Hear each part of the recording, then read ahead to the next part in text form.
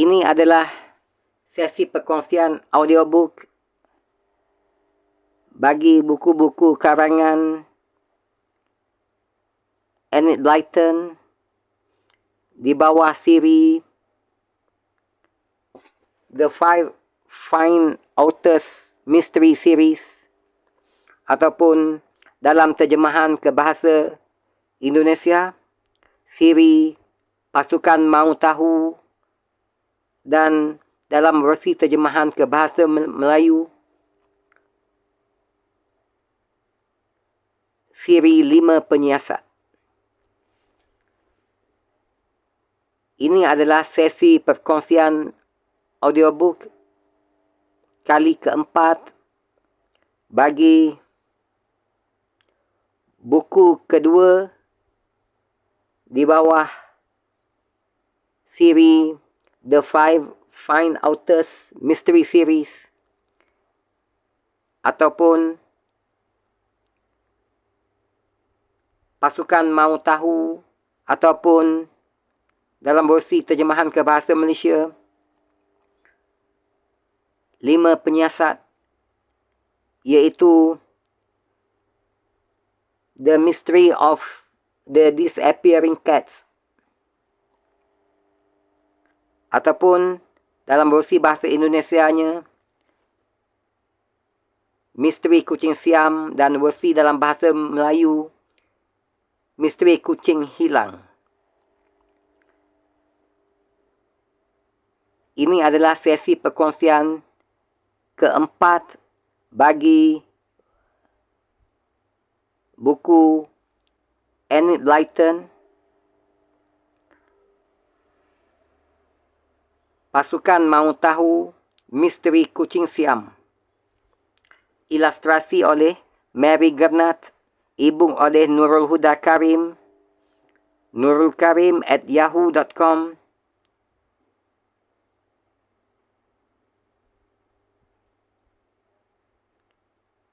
NHK Collections. Judul asal bagi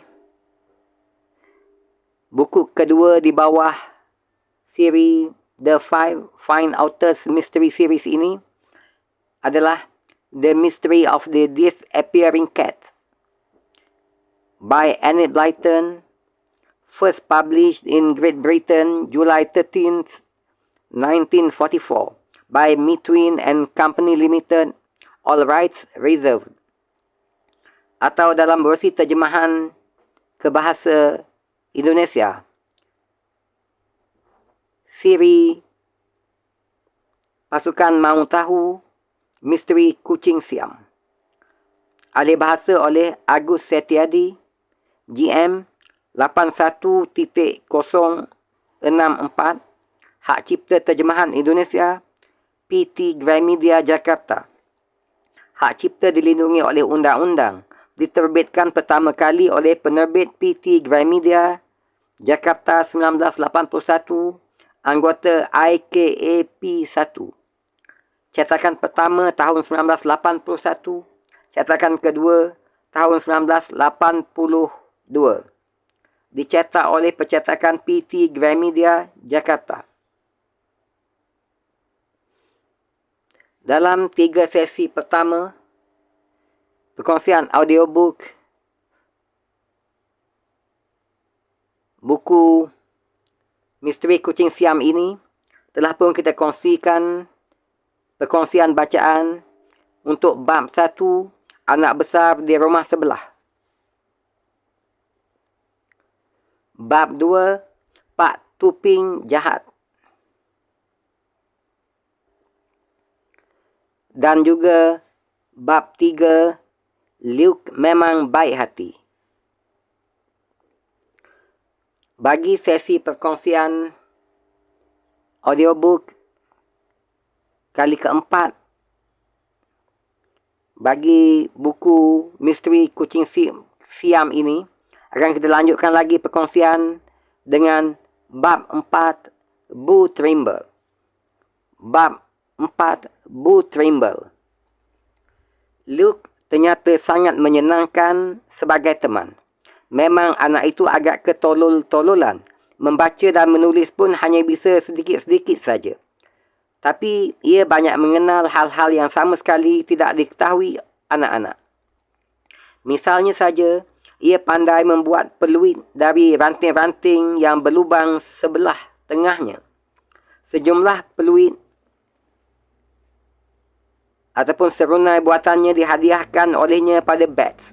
Diajari anak kecil itu memainkan lagu-lagu dengan peluit-peluit ataupun serunai-serunai itu. Bats senang sekali. Lalu ia juga mengenal segala jenis burung yang ada di daerah pedesaan itu. Ia tahu di mana mereka membuat sarang, seperti apa wujud telur mereka, serta bunyi kicauan burung-burung itu. Kelima-lima anak teman barunya dengan cepat merasa bergembira apabila diajak berjalan-jalan oleh Luke. Segala ceritanya didengar dengan asyik. Mereka semua mengaguminya. Aneh, dia bisa mengetahui segala hal yang diceritakannya. Padahal, membaca dan menulis dengan benar saja tidak bisa, kata Pip. Dan dia juga sangat cekatan dalam bertukar. Binatang dan burung bisa diukirnya dengan cepat dari potongan-potongan kayu. Lihatlah tupai ini yang diukirkannya untukku. Ia sekarang sedang membuatkan patung Dark Queen untukku, kata Bats dengan bangga. Ia akan membuatnya persis seperti kucing itu, sampai-sampai ke gelang bulunya yang berwarna kuning susu di ekornya yang coklat tua. Kata Luke, patung itu akan dicatnya persis yang asli, sampai dengan matanya yang biru. 2 hari kemudian, patung Dark Queen dari kayu itu selesai diukir oleh Luke.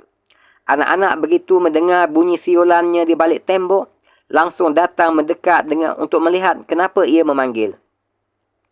Saat itulah Luke menyerahkan patung kucing itu. Patung itu benar-benar hebat. Bahkan, Fatty yang menganggap dirinya hebat dalam segala bidang seni, bahkan dia pun terkagum-kagum melihatnya. Dia amat-amatinya patung itu dengan penuh perhatian. Bagus, Luke, katanya kemudian. Pewarnaannya juga hebat. Kuping, cuping telinga, muka, kaki dan ekor berwarna coklat tua. Sedang warna bulu badannya kuning susu. Lalu matanya yang biru cerah. Bahkan gelang bulu berwarna kuning susu di tengah ekor Dark Queen yang coklat tua tak lupa kau warnai dengan tepat. Di tempat itu kan dia digigit kucing lain. Betul, kata Luke. Tapi lambat laun akan menjadi coklat tua lagi. Kata Nona Harmer, perbezaan warna itu tidak akan mengurangi nilainya dalam pameran. Bagaimana khabar Pak Tuping hari-hari ini? Tanya Pip. Wah, gawat, keluh Luke. Kepingin rasanya tidak bekerja sebagai bawahannya. Bisanya cuma marah-marah melulu. Aku selalu takut saja. Kalau ia mengadukan diriku pada ayah tiriku. Kalau itu sampai terjadi, pasti aku akan dipukul. Ayah tiriku tidak suka padaku. Kelima-lima anak itu merasa kasihan pada Luke. Kelihatannya, kehidupannya tidak begitu menyenangkan. Padahal ia ramah dan murah hati, selalu siap membantu kalau diperlukan. Ia sayang sekali pada Bats dan selalu membela apabila Pip mengganggu adiknya. Padahal Pip sering mengganggu Bats. Buster juga sangat memuja Luke. Ia merasa berterima kasih padamu kerana menyelamatkan dirinya dari pukulan Pak Tuping, kata Fatty, sambil memperhatikan betapa Buster berusaha naik ke atas pangkuan Luke. Napas anjing itu terdengar terengah-engah. Bukan kerana capek, tapi kerana asyik.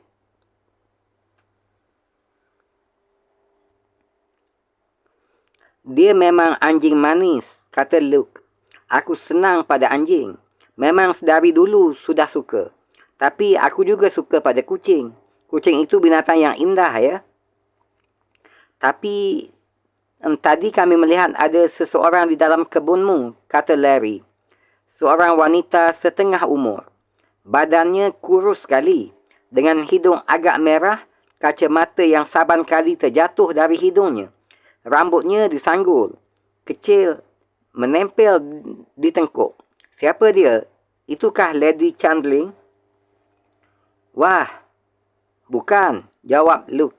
Dia itu peneman Lady Chandling. Namanya Bu Trimble. Ia takut sekali terhadap Pak Tuping. Soalnya, Bu Trimble bertugas memetik bunga untuk dipajang dalam rumah. Kalau ia kebetulan sedang memetik bunga dan Pak Tuping kebetulan ada di kebun, Pak Tuping pasti selalu membuntuti seperti anjing yang siap hendak menggigit. Ia selalu mengomentari, jika anda memetik bunga mawar lebih banyak lagi, pohonnya bisa mati. Atau, jika anda memetik bunga apionku itu, pasti akan rontok nanti. Anda tidak boleh memetiknya pada saat matahari sedang menyinarinya. Pokoknya hal-hal kayak begitulah yang terus-menerus dikatakannya. Kasihan wanita tua itu. Ia gemetar ketakutan. Aku benar-benar kasihan padanya. Kelihatannya setiap orang takut pada Pak Tuping, kata Daisy. Orangnya memang jahat. Mudah-mudahan pada suatu waktu nanti ia akan menerima hukuman setimpal sebagai balasan untuk sifatnya itu. Tapi kurasa itu tidak mungkin. Yuk, kita melihat kebunku, Luke, ajak Bets sambil menarik lengan remaja itu. Ada beberapa kuntum bunga yang sudah mekar. Luke ikut dengannya. Ternyata kebun itu kecil ukurannya. Semua ditanam sendiri oleh Bets. Di situ ada sebatang semak mawar, lalu semak frambus yang kecil, serta beberapa rumpun semak apion. Bagus, puji Luke. Kau sudah pernah memetik buah frambus dari semakmu itu? Belum, jawab Bets sedih. Oh ya, Luke. Tahun lalu aku menanamkan 2 buah arbe yang sudah ranum sekali. Tapi sial, dari buah-buah itu sama sekali tidak tumbuh tanaman arbe. Aku benar-benar kecewa kerananya. Padahal aku sudah berharap-harap akan bisa memetik buah arbe tahun ini. Luke tertawa geli mendengarnya. Ia tertawa terbahak-bahak. Aduh, Bets, pohon arbe tidak tumbuh dari buahnya, katanya sambil tertawa terus. Tanaman itu tumbuh dari sulurnya. Kau tahu kan maksudku? Batang menjulur panjang yang menjalar dari tanaman asalnya. Dari sulur-sulur itulah kemudian tumbuh tanaman baru. Begini sajalah. Kau akan kuberi beberapa sulur dari kebun sebelah. Saat ini aku sedang sibuk membersihkan jalur tanaman arbe. Dan pasti banyak sulur yang akan dicampakkan ke tempat sampah. Kalau kau mahu, bisa ku ambilkan beberapa sulur untukmu.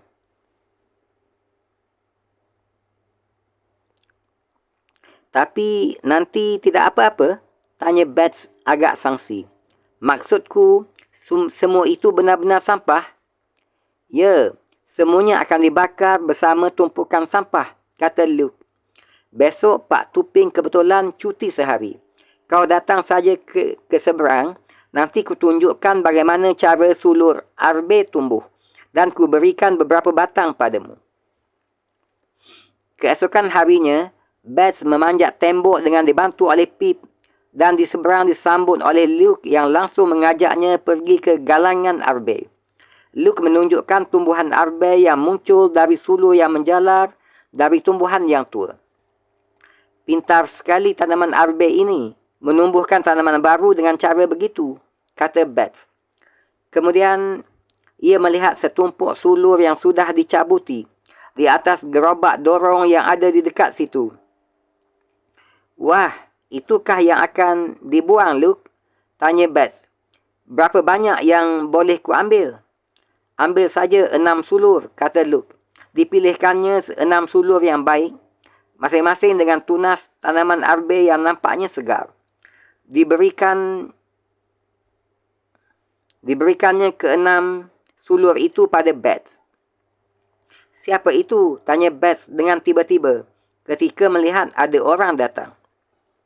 Itu Bu Trimble, kata Luke. Kau tak perlu takut padanya. Ia tidak apa-apa. Bu Trimble datang menghampiri, lalu tersenyum ke arah Bats. Anak itu tidak begitu senang melihat wanita tua itu. Orangnya kurus kering, memakai kacamata tanpa bingkai, sisi dalamnya menekan tepi hidungnya. Kacamata itu saban kali merosot terus. Tapi tidak jatuh ke tanah kerana digantungkan pada seutas rantai halus.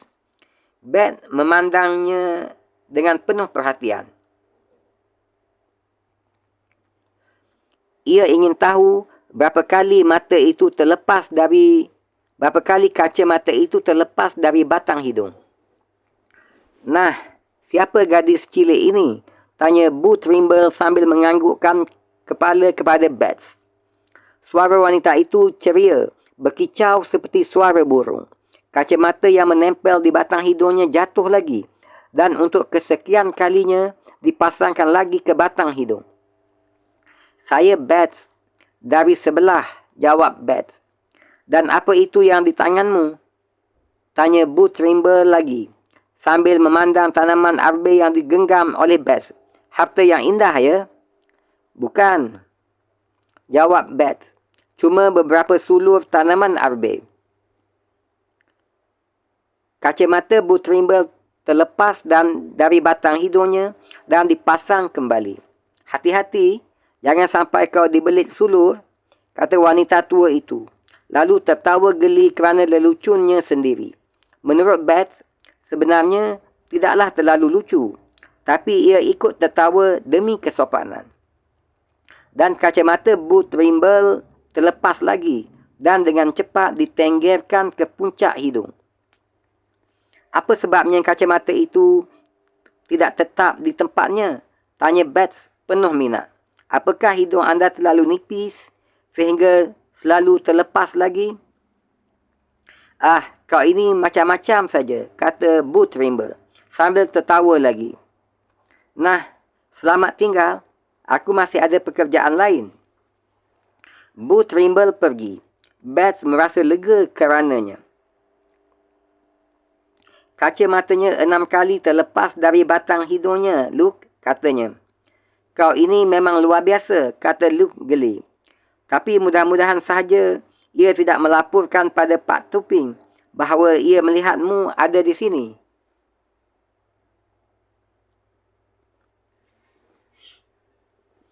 Malang baginya, justru itulah yang dilakukan oleh Bu Trimble.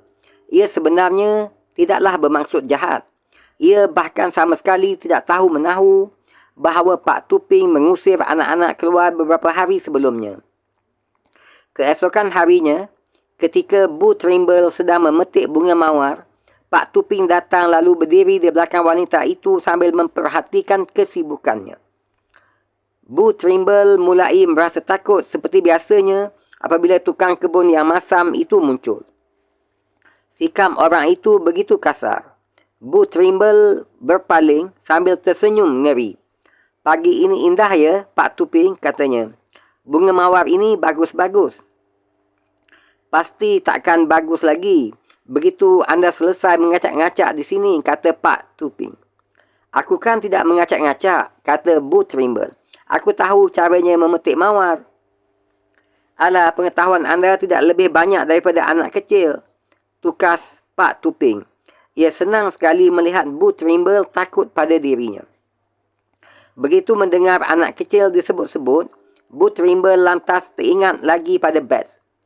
Oh ya, katanya, berusaha mengalihkan pembicaraan. Kemarin dalam kebun ada anak perempuan bersama Luke. Seketika itu juga tampang Pak Tuping menjadi masam sekali. Anak perempuan? Di sini? Teriaknya. Mana Luke? Ku hajar dia habis-habisan. Kalau memang benar ia mengajak anak-anak itu kemari lagi sementara aku tidak ada. Ia pun bergegas mencari Luke. Sementara Bu Trimble gementar ketakutan. Kaca matanya terlepas lagi dari hidungnya dan rantainya tersangkut ke kerah bajunya yang terbuat dari kain render. Ada 20 minit barangkali ia sibuk berusaha melepaskan rantai kusut itu kerana jari-jari tangannya gementar terus. Jahat sekali Pak Tuping itu, gumamnya pada diri sendiri. Aduh, moga-moga saja Luke tidak mengalami kesulitan kerana kata-kataku tadi. Luke baik hati, lagi pula dia kan masih anak-anak. Mudah-mudahan saja ia tidak mengalami kesulitan. Apa boleh buat? Kini Luke benar-benar menghadapi kesulitan besar. Pak Tuping mendatanginya dengan langkah panjang-panjang, lalu berdiri menatapnya dengan mata terpicing di balik alisnya yang tebal. Siapa anak perempuan yang datang ke sini kemarin? Tanyanya dengan galak. Salah seorang yang dari sebelah kan? Apa diperbuatnya di sini ha? Dia tidak berbuat sesuatu yang terlarang, Pak, jawab Luke. Dia anak baik. Ku katakan tadi, apa diperbuatnya di sini? Teriak Pak Tuping dengan marah. Tentu memetik buah per atau buah plum. Dia anak perempuan dari rumah sebelah, kata Luke tersinggung. Anak itu takkan melakukan hal-hal kayak begitu. Saya cuma memberikan beberapa sulur arbir untuk ditanam di kebunnya. Cuma itu saja. Sulur-sulur itu tuh akan dibakar di tumpukan sampah. Tampang Pak Tuping sudah tidak keruan lagi saking marahnya. Bayangkan, begitu lancangnya Luke berani memberikan sesuatu dari kebunnya pada orang lain. Pak Tuping sungguh-sungguh merasa kebun itu miliknya dan bukan kepunyaan Lady Chandling. Tak terfikir olehnya bahawa majikannya itu pasti mahu memberikan beberapa sulur arbir pada seorang anak perempuan kerana Lady Chandling senang pada anak-anak. Tangan Pak Tuping melayang, menempeleng Luke. Setelah itu, ia langsung pergi ke tembok pagar. Luke tidak berani mengikutinya.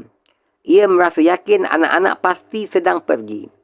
Soalnya ia mendengar suara mereka beberapa waktu yang lalu di jalan, disertai bunyi loceng sepeda berdering-dering. Luke membongkok untuk melanjutkan pekerjaannya. Telinganya merah bekas tamparan Pak Tuping. Luke merasa kesal pada Bu Trimble.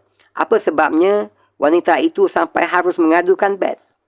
Ternyata anak-anak saat itu memang sedang pergi naik sepeda, kecuali Bets.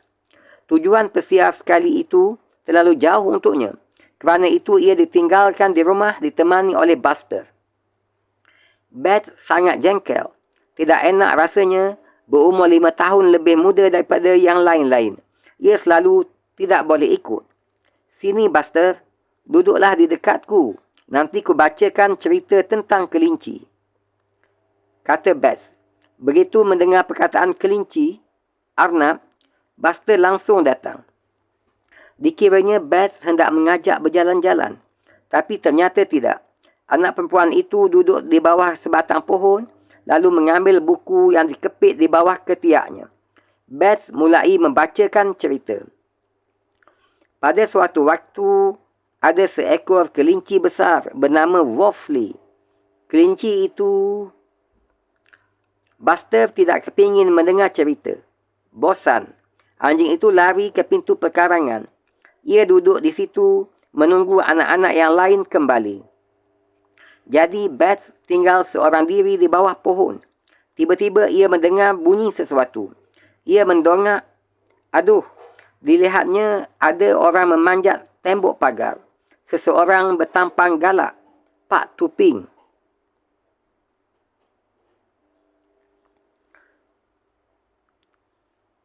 Alhamdulillah, selesai perkongsian audiobook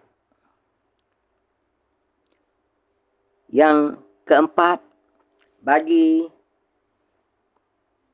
bacaan isi kandungan buku Pasukan Mahu Tahu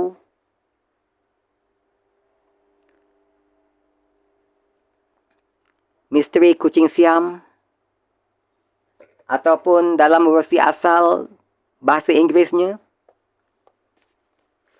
The Five Fine Authors Mystery Series, The Mystery of the Disappearing Cats.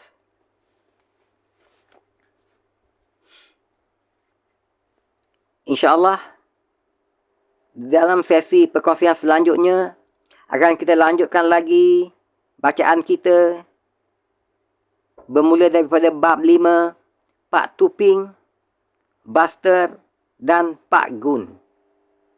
Sehingga bertemu lagi dalam sesi selanjutnya, insya-Allah.